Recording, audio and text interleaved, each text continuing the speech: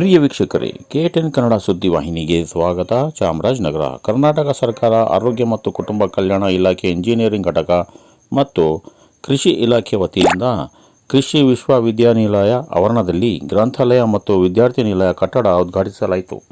ನಗರದ ಹೊರವಲಯದ ಎಡಬೆಟ್ಟದಲ್ಲಿ ಕೃಷಿ ಮಹಾವಿದ್ಯಾಲಯದಲ್ಲಿ ಸುಮಾರು 400 ಕೋಟಿ ರೂಪಾಯಿಗಳ ವೆಚ್ಚದಲ್ಲಿ ನೂತನವಾಗಿ ನಿರ್ಮಾಣಗೊಂಡಿದ್ದ ವಸತಿ ನಿಲಯ ಮತ್ತು ಗ್ರಂಥಾಲಯ ಕಟ್ಟಡಗಳ ಉದ್ಘಾಟನೆ ಜಿಲ್ಲಾ ಉಸ್ತುವಾರಿ ಸಚಿವ ವೆಂಕಟೇಶ್ ಕೆ ಅವರು ಉದ್ಘಾಟಿಸಿದರು. ಬಳಿಕ ವೇದಿಕೆ ಕಾರ್ಯಕ್ರಮವನ್ನು ಉದ್ದೇಶಿಸಿ ಮಾತನಾಡಿದ ಅವರು, ಕೃಷಿ ಕ್ಷೇತ್ರವನ್ನು ಅಭಿವೃದ್ಧಿಪಡಿಸುವ ನಿಟ್ಟಿನಲ್ಲಿ ರಾಜ್ಯ ಸರ್ಕಾರ ಉನ್ನತ ಕಾರ್ಯಕ್ರಮ ನಿರೂಪಿಸುತ್ತಿದೆ. ಹಾಗಾಗಿ ಯುವ ಪೀಳಿಗೆಗಳು ಉನ್ನತ ಮಟ್ಟದ ಶಿಕ್ಷಣ ಪಡೆಯುವ ಮೂಲಕ ಅಭಿವೃದ್ಧಿನತ್ತ ಸಾಗಬೇಕು ಮತ್ತು ಇತರರಿಗೂ ಶಿಕ್ಷಣ ಪಡೆಯಲು ನೆರವು ನೀಡುವ ನಿಟ್ಟಿನಲ್ಲಿ ಕ್ರಮ ವಹಿಸಬೇಕು ಎಂದು ನುಡಿದರು. ಕಾರ್ಯಕ್ರಮದಲ್ಲಿ ಸ್ಥಳೀಯ ಶಾಸಕ ಸಿ. ಪುಟ್ಟರಂಗಶೆಟ್ಟಿ, ಗುಂಡ್ಲುಪೇಟೆ ಶಾಸಕ ಗಣೇಶ್ ಪ್ರಸಾದ್, ಕಾಡಾ ಅಧ್ಯಕ್ಷ ಪಿ. ಮರಿಸ್ವಾಮಿ, ಚೋಡಾ ಅಧ್ಯಕ್ಷ ಮೊಹಮ್ಮದ್ ಅಸ್ಗರ್, ಶಿವಪುರ ಗ್ರಾಮ ಪಂಚಾಯಿತಿ ಅಧ್ಯಕ್ಷೆ ಮಹಾದೇವಮ್ಮ, ಅಂಚವಾಡಿ ಗ್ರಾಮ ಪಂಚಾಯಿತಿ ಅಧ್ಯಕ್ಷೆ Tejaswini, CEO Mona Roth, SP doctor Kavitha ಮತ್ತು ವಿಶೇಷಾಧಿಕಾರಿ ದೊರೆಸ್ವಾಮಿ ಸೇರಿದಂತೆ ಇನ್ನಿತರರು ಅಧಿಕಾರಿ ವರ್ಗದವರು ಹಾಜರಿದ್ದರು. ಮಕ್ಕಳಿಗೆ ವಿದ್ಯಾಭ್ಯಾಸ ಮಾಡಲಿಕ್ಕೆ ಅನುಕೂಲ ಆಗ್ತಕ್ಕಂಥ ರೀತಿಯಲ್ಲಿ ಈ ವಿಶ್ವವಿದ್ಯಾಲಯ ಸ್ಥಾಪನೆ ಆಗಿದೆ.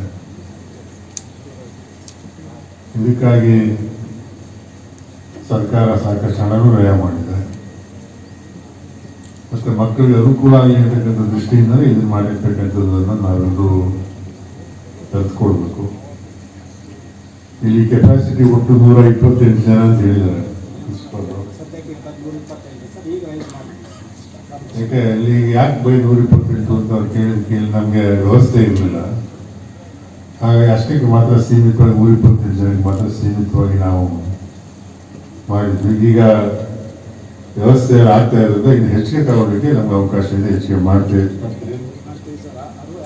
80 ಜನಕ್ಕೆ ಇಲ್ಲಿ ಅವಕಾಶ ಆಗುತ್ತೆ ಇಲ್ಲಿ ಅಂತೇಳಿ ಪ್ರಿನ್ಸಿಪಾಲ್ ಹೇಳ್ತಾ ಇದ್ದಾರೆ. ಬಹಳ ಸಂತೋಷ.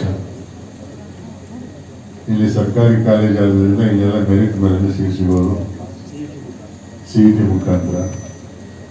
ನಮ್ಮ ಗ್ರಾಮಾಂತರ ಪ್ರದೇಶ ಮಕ್ಕಳು ಇವತ್ತು ಓದ್ಮೇಲೆ ಯಾರು ಹಿಂದಿಲ್ಲ, ಯಾರು ಮುಂದೆ ಇದ್ದಾರೆ, ಯಾರು ಓದ್ಮೇಲೂ ಸಹ ಹಿಂದಿಲ್ಲ. ಇರ್ತಕ್ಕಂಥ ವ್ಯವಸ್ಥೆನಲ್ಲೇ ಚೆನ್ನಾಗಿ ಓದಿ ನಮ್ಮ ಹಳ್ಳಿ ಮಕ್ಕಳು ಇವತ್ತು ಒಳ್ಳೆ ಮಾರ್ಕ್ಸ್ ತಗೊಂಡು ಇವತ್ತು ಸಿಟಿ ಮಕ್ಕಳಿಗೆ ಕಾಂಪೀಟ್ ಮಾಡೋ ರೀತಿಯಲ್ಲಿ ಅವರು ವಿದ್ಯಾಭ್ಯಾಸ ಮಾಡ್ತಾ ಇದ್ದಾರೆ.